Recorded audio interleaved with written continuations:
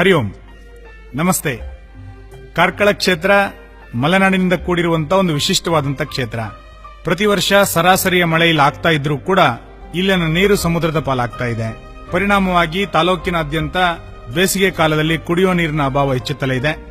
ತಾಲೂಕಿನಲ್ಲಿ ಸೀತಾ ನದಿ, ಶಾಂಭವಿ ನದಿ, ಎಣ್ಣೆಹೊಳೆ ಸೇರಿದಂತೆ 10 ಸಣ್ಣ ನದಿಗಳಿದ್ರೂ ಕೂಡ ಇಲ್ಲಿಗೆ ಕುಡಿಯುವ ನೀರಿನ ಅಭಾವ ತಪ್ಪಲಿಲ್ಲ. ನಮ್ಮ ಕಾರ್ಕಳ ತಾಲೂಕಿನಲ್ಲಿ ಕೃಷಿ ಚಟುವಟಿಕೆಗೆ ಅನುಕೂಲ ಆಗ್ತಾ ಇಲ್ಲ.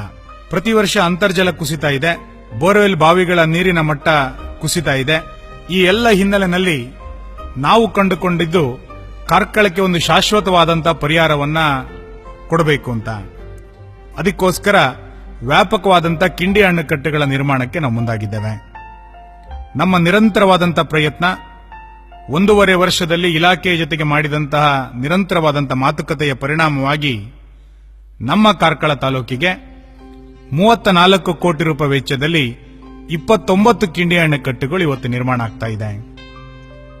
1 ವರ್ಷದಲ್ಲಿ ಇಷ್ಟು ಸಂಖ್ಯೆಯ ಕಿಂಡಿ ಅಣೆಕಟ್ಟು ನಿರ್ಮಾಣ ಆಗ್ತಾ ಇರುವಂತದ್ದು ಕರ್ನಾಟಕದಲ್ಲಿ ಒಂದು ಹೊಸ ದಾಖಲೆ.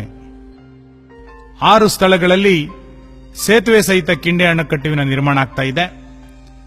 3,000ಕ್ಕೂ ಹೆಚ್ಚು ಅಚ್ಚುಕಟ್ಟು ಪ್ರದೇಶಕ್ಕೆ ನೀರಾವರಿ ಸೌಲಭ್ಯ ಸಿಗ್ತಾ ಇದೆ. ಅಂತರ್ಜಲವನ್ನು ಹೆಚ್ಚಿಸುವಂತ ನಿಟ್ಟಿನಲ್ಲಿ ಒಂದು ಹೊಸ ಹೆಜ್ಜೆಯನ್ನು ಮುಂದಿಟ್ಟಿದ್ದೇವೆ. ನಾವು ಕೇವಲ ಭರವಸೆಯನ್ನು ನೀಡಲಿಲ್ಲ, ಕಾಮಗಾರಿಯನ್ನು ಅನುಷ್ಠಾನಕ್ಕೆ ತರ್ತಾ ಇದ್ದೇವೆ.